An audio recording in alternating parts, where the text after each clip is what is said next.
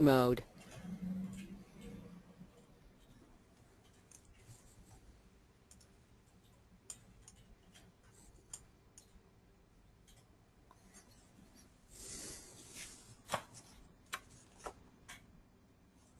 Good morning everyone and welcome to today's CTPM webinar. Today's topic is the need for effective reactive improvement and daily review meetings, and the session will run for half an hour. My name is Nelson Rodriguez and I am the Training and Development Officer here at CTPM, and I will be filling in for Samantha today as your chairperson.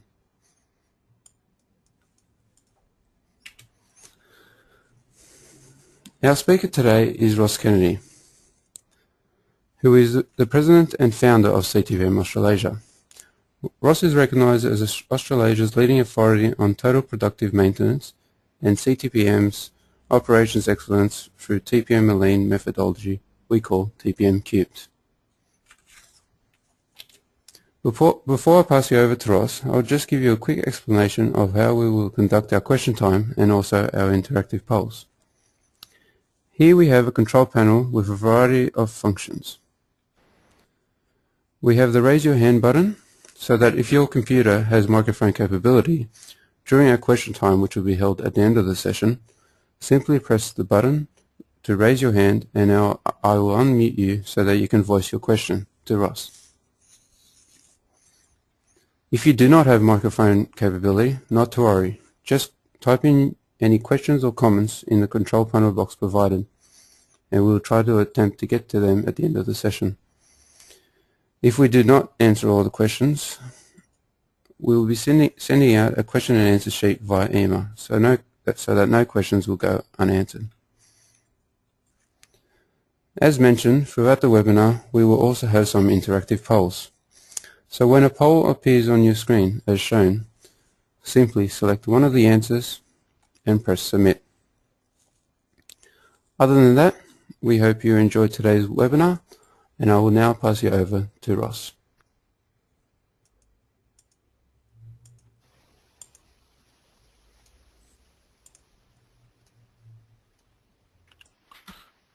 Good morning everyone. Welcome to our 13th webinar in our series of Operations Excellence through TPM and Lean. Today we'll be talking about the need for effective reactive improvement and daily review meetings, an issue many sites often do not realise has a big impact on performance as well as the sustainability of the Operations Excellence improvement journey.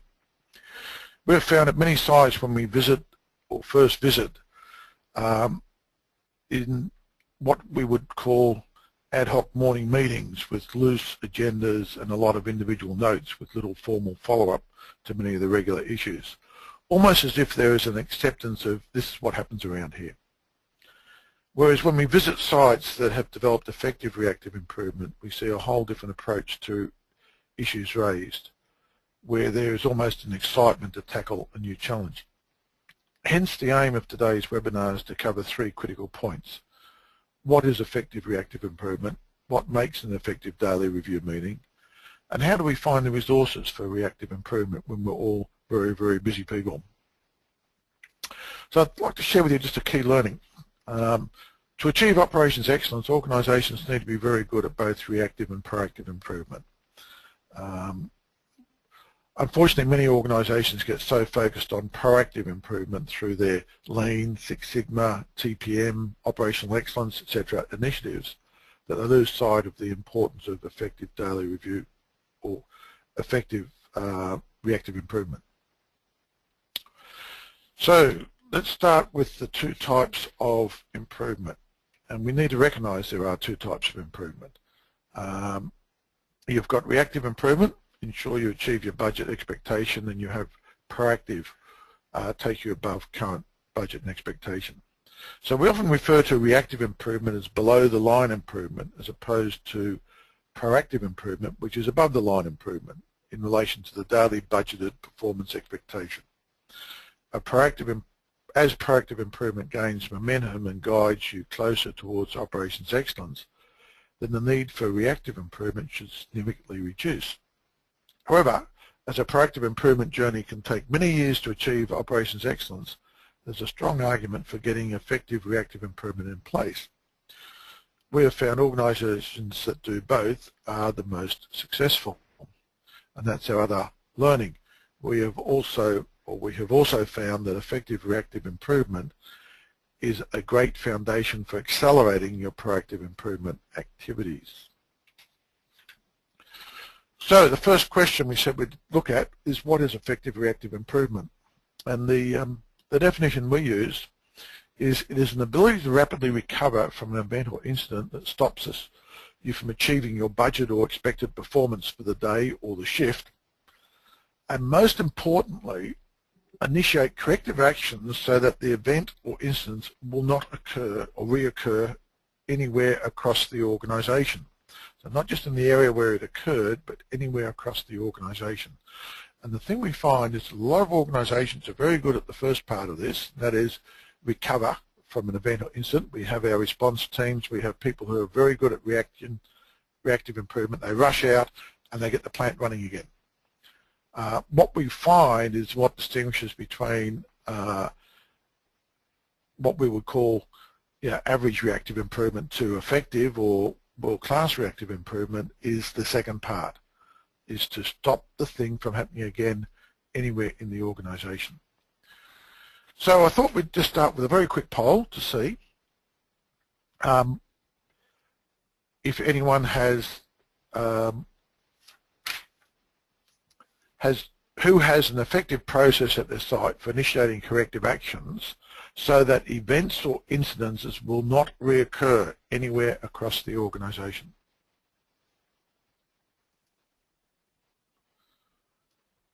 So,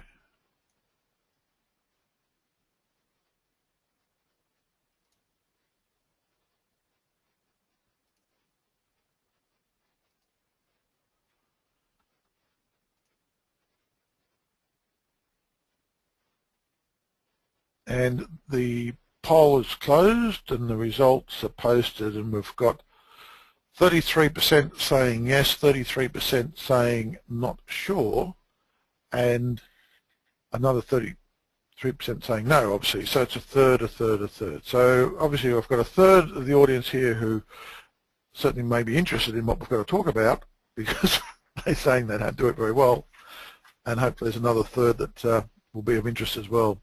Let's move on. How do we initiate corrective actions so that the event or incident will not reoccur anywhere across the organisation? That's the critical part. There's three things that we see we need to have in place.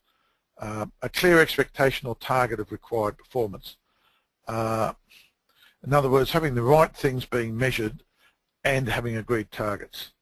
The second thing is be able to review performance to expectations, so having daily review meetings and the discipline to follow a structured daily review meeting and to follow up on issues. And the third thing is the capability for root cause analysis, the ability to be able to get to the root cause as to why something did occur to stop it from happening again. So so we see these three things. So let's just talk about these three things very briefly. The first one, a clear expectation or target of required performance. Before setting expectations, we need a good framework for identifying what it is we should be measuring and setting expectations for.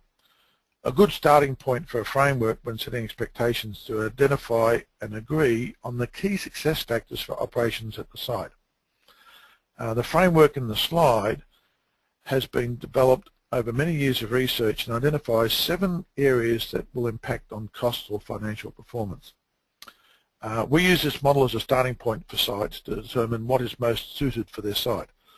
The key is to establish a framework, then the appropriate measures under each key success factor. Then you can set expectations for each of the measures for the area being evaluated. So getting your scoreboard and your measures that you want to focus on is the first point. The second point is to be able to review performance to expectation. In other words, having a daily review meeting structure. Now we go to some sites and all they have is just one daily review meeting. Whereas we go to best practice sites and they have a series of review meetings, almost a hierarchy of review meetings. Now the structure we put here on our slide is a structure we use for operations excellence. which is based on Toyota's model, which says that the role of a person is not only to achieve the production plan, but also to improve the way they achieve the production plan through problem solving and having the capability that everyone can solve problems at the lowest possible level. So for that to be effective, we need our team leaders to be very good at problem solvers so they can teach our team members. And then we need our supervisors to be very good to teach our team leaders to be problem solvers. And again, we need our area managers to be very good at problem solving to teach our supervisors. So that's why the structure is such that no one has any more than 7 direct reports, because if you have a big structure, you won't have the capability of being able to train people and develop their problem solving skills. Now, the way the daily review meeting structure typically works is the team leader will have a meeting at the start of the shift with their team members to review their performance in their team's responsibility. Then the supervisors will get the team leaders together and have a supervisors meeting to review the performance for the responsibility, the area that the supervisor is responsible for. Then the production manager may have a meeting half hour after that, which would be just with all the supervisors, and and the operations manager would probably have one as well. And we find when you get that environment going, you have a very, very effective, everyone engaged in identifying and addressing problems. The key to all this, though, is that what we've found in a lot of organisations, they rush out, they recognise the importance of this model, and they dive in and they start developing those area-based teams, the team leaders and the team members, to try to have the mini business. They put big fancy boards up and they start getting these teams working at looking at their measures every day. The trouble is, if they haven't started at the top and got the operations site meeting working really effectively, then the area meetings working really effectively, and then the supervisor meetings working really effectively, what ends up happening is that they identify issues at the bottom, at the front end of the process, at the shop floor level. They can't address them because they're outside their boundaries. They escalate them up, and because there's not something effective above them, it all falls apart, and people at the bottom then get very, very frustrated. So very important to get the structure right, but know how to develop the structure. Third point is capability for root cause analysis. There are many root cause analysis problem-solving processes in the marketplace. However, the key, as discovered by Toyota many years ago, is to find one that can be used by all people in an organisation rather than just a select few.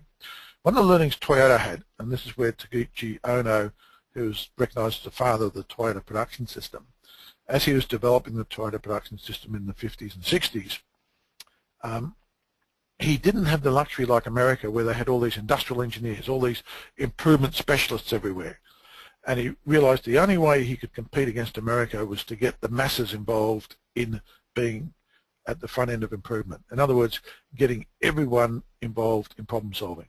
So to do that, they needed a simple but effective approach, and they relied on the principle that if you find the problem early enough, you can often solve it with simple tools like cause and effect diagrams and YY diagrams, without going to the more sophisticated tools you see being used by industrial engineers and Six Sigma experts. So we've taken that learning on board and developed a frontline problem-solving process, 7-step process based on the Plan, Do, Check, Act model from Deming and Schuhart. And again, it's meant to be a basically simple model.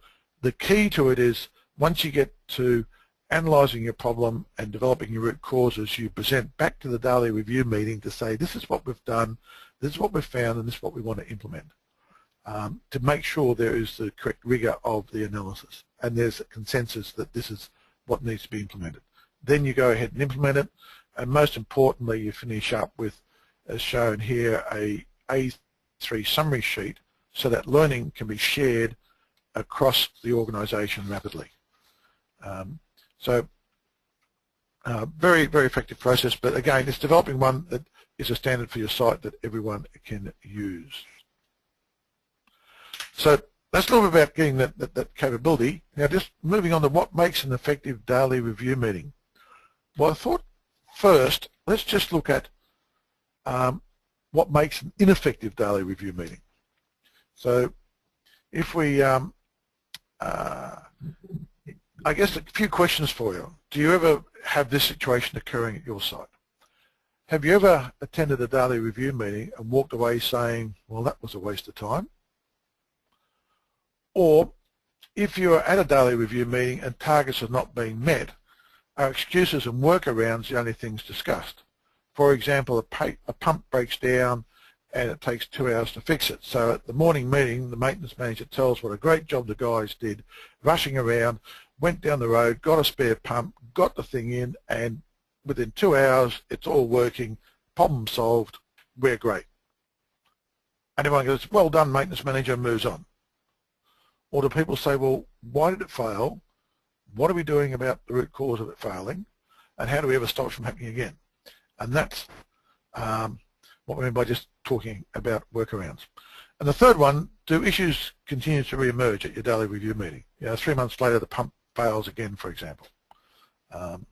So, leads on to my next little poll. Ask the audience. We have a very simple question. Do you have an effective daily review meeting at your site? In other words, do you have those three questions, or those three questions I've just raised, are always no, no, no at your site? You never go yes to any of them, in which case we'd say your daily review meetings are very effective. If not, we'd probably have to say no. But interested in your thoughts. So if you could share that with everyone, that would be really good. So the poll is coming in, and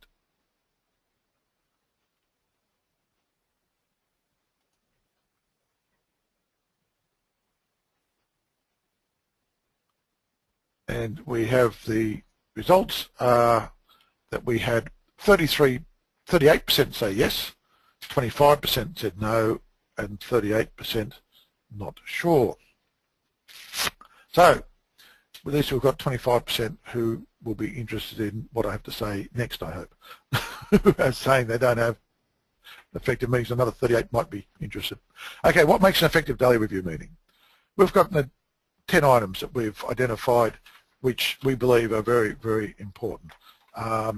Agenda displayed with clear time frame for each agenda item.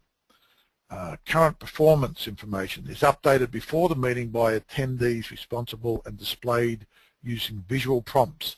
For example, you put up on your chart, if it's bad, red is bad, green is good, so people can see visually straight away how the performance is going. And often we might use black for what the target is.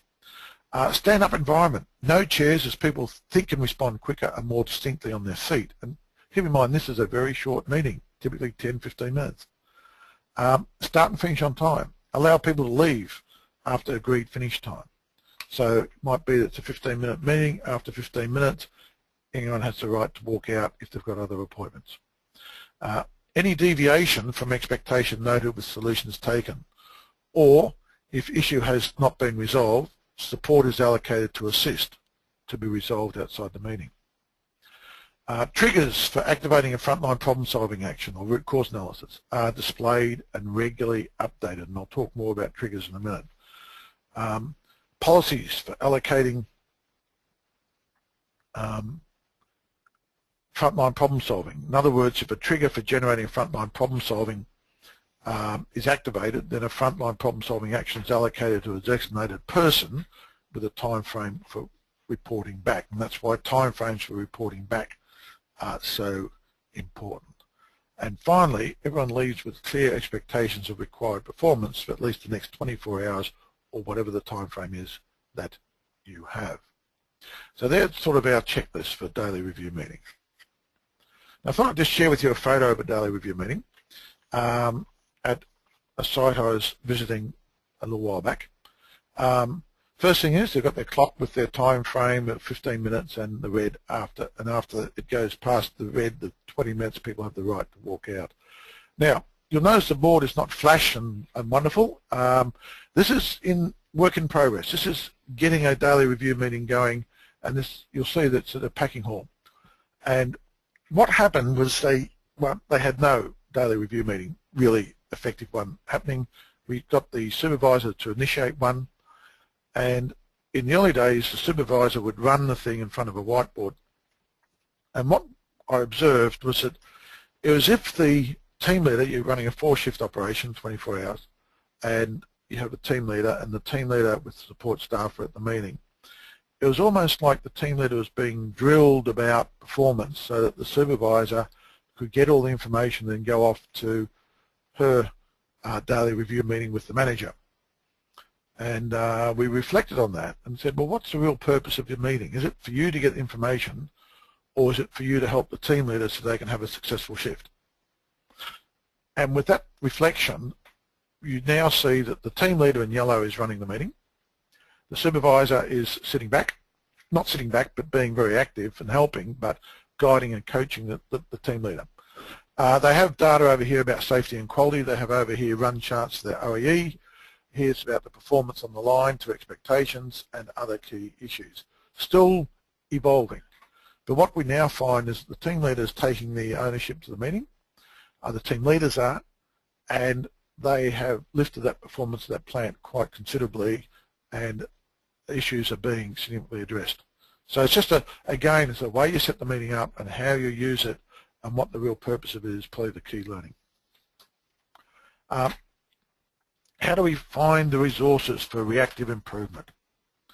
Well, first of all, we need to establish policies or rules. To 1, set triggers to identify and prioritize what event or incident should be addressed to stop it from reoccurring. We don't have the resources to go and address every issue from day one. So the idea is to hit the big ones and gradually work down until we get all the big ones out of the way, then we can work on the small ones. Identify the resources who can be allocated an event or incident to conduct frontline problem solving. We need rules to make sure we don't overload our people. So I'll talk about some resources, but often it's like if someone's working on a frontline problem solving, well, don't give them another one until they get that one finished. And that's where the time frame comes into importance here. Set a time frame. Now the first 4 steps are define the problem, which is the most critical thing, contain it, analyze it, identify all the variables that could lead to it, and then do root cause analysis, and then come up with some possible solutions to address the root causes. Then that should be brought back to the daily review meeting, and that can have a fixed time frame on it. Actually, implementation could be anything. It's like how long's a piece of string. It could be a very simple implementation. It could be a 6-month implementation. So you can't really time that until you understand what the solution is. But you can time the analysis to get to the root cause. The other key point is to ensure everyone is properly trained in root cause analysis or frontline problem solving, and has access to a qualified facilitator to assist as required. It takes people, at least our learning is to get someone to really get really good at problem solving, you need to do it at least 21 times. So that's 21 problems. Now up until that point, a bit of facilitation is really helpful. Obviously as you get further into it, the facilitation requirement drops right away. But it's having that support for people. Don't just expect to give people a 1 or 2 day training course on root cause analysis and come back and say, whoa, you've been trained, Kennedy, go and do it. Unless they're extremely talented person, it's not going to work. And finally, establish a quality control process to ensure all A3 summary sheets comply to the site standard to allow effective sharing of learnings. If you're going to be sharing the learnings between different parts of the organisation, the summary sheet should be written in a standardised language. Has been, again, our learning for expediting that rapid sharing of learning. So, establishing policies or initial policies or rules. And this will be dependent on where you're starting from. For example, trigger policies. It might be breakdown greater than 1 hour, quality loss greater than 5% for the shift, missed production plan target by greater than 20% for the shift. That might be your starting point, so you're not overloading everyone immediately. Resource policy might be a person can only be allocated 1 problem at a time until step 4 is completed and approved. And a timing policy might be that they have to report back within 5 working days for approval. Now, then you might want to also set some goals of where do we really want to get to. And this is very much dependent on your improvement vision. So it might be that we want to get breakdowns, any breakdown greater than 2 minutes we're doing root cause on. Now this is what happens at Toyota. we don't expect it happening at a site straight away. It would blow you out of the water. But it's setting goals, and you can see here we've set some goals that might be only where we want to get to achieve our improvement vision of achieving operations excellence. The example policy might be for resources can only be allocated 2 problems at a time up until step 4, because people are a lot more experienced, a lot more capable of solving problems. And it might be that a report back within 2 working days. Now it could be 1 working day depending on how much time and how well the plant is running. But having some goals is really worthwhile. So another quick ask the audience. Do you have clear, documented and effective policies or rules to support the way you address problems or incidences? So do you have policies for triggers, policies for resources, policies for timeframes? So again, we will see how we go there.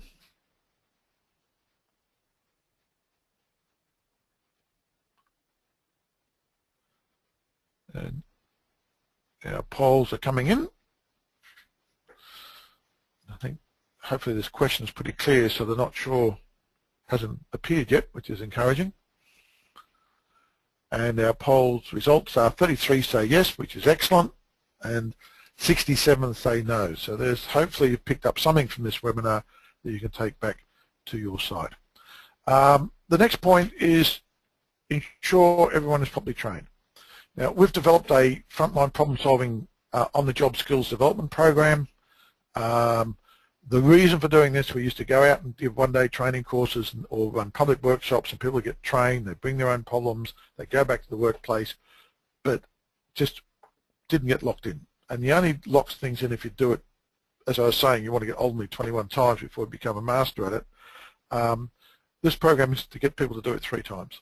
So the concept is you get 15 people at one site where they had the packing manager with 4 direct reports, they had the maintenance manager with 4 direct reports, and they had the refinery manager with 4 direct reports.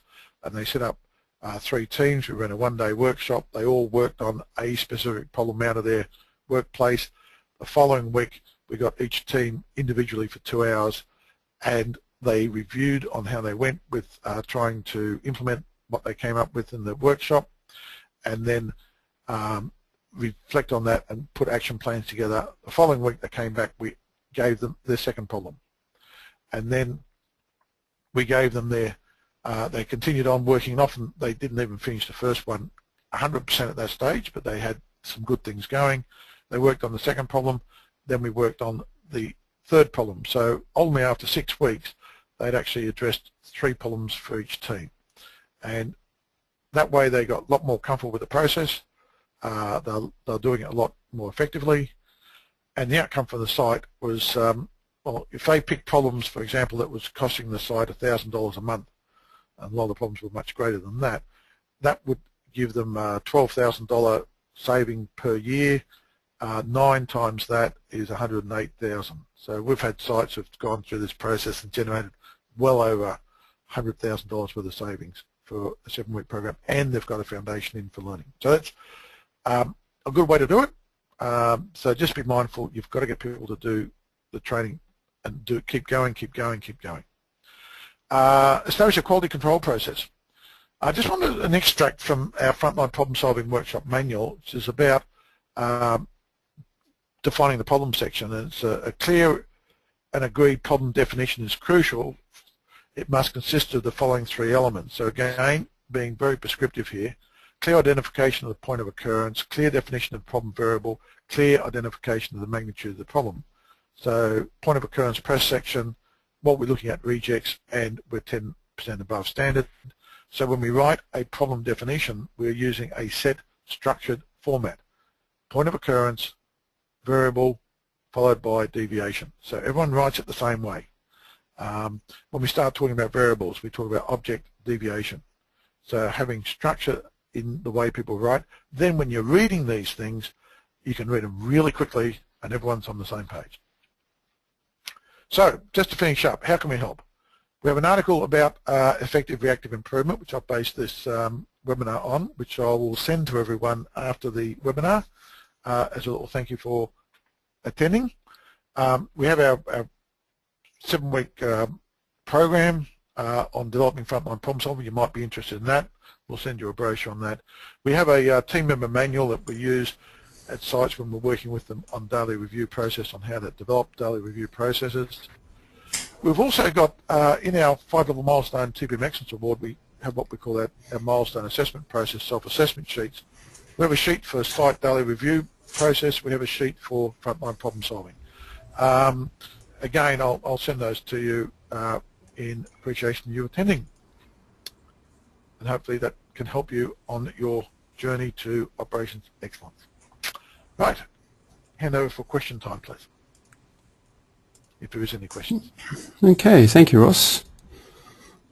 That was a great presentation there, and we now do have a question for you all ready to go. We've got a question from Grant here, and he was asking about is the frequency of each structured meeting the same? Because he finds it difficult to envisage how each of those would happen daily, the daily review meetings. Are they structured the same? Again, this is where you've got to look at what's critical for each level. The time frame is probably the critical thing. Yeah. The other thing I've found is when you first establish a daily review meeting, you might have a number of things on your agenda, and we've set out sample agendas. But when you first start, you might only address the first 3 or 4 agenda items within the time frame. And that will be the focus of the meeting until you get really good at addressing those items. Then you bring in the extra item when people are getting better at it. So we wouldn't go and create the perfect agenda and say start with this and run this within 10 minutes, because it'll probably take the team half an hour, 40 minutes to do it. It's an ongoing learning process. So I guess it's like going out and learning to be fit. You don't run the marathon day one. You start off and learn a little bit and work your way up. So hopefully that answers the question to your satisfaction. Okay. Not give us a buzz. Okay, if anyone has any more questions, I haven't got any more questions at the moment, so I'll just go through and finish off the webinar. So to finish off today, we'd like to inform everyone of the release of our 2014 training calendar. All our events will be a great opportunity to learn more about reactive improvement and what, plus more in regards to operations excellence. So visit our webpage for further details on next year's events. Don't miss out on our next webinar, which will be our last one for the year, which is about the importance of an effective recognition and reward process. And this will be held on Wednesday the 11th December. Please feel free to contact us at any time if you have any further questions, require information, or would just like to chat. On the screen now is all our contact details. Thank you once again for attending. Enjoy the rest of your week, and we hope to see you next time.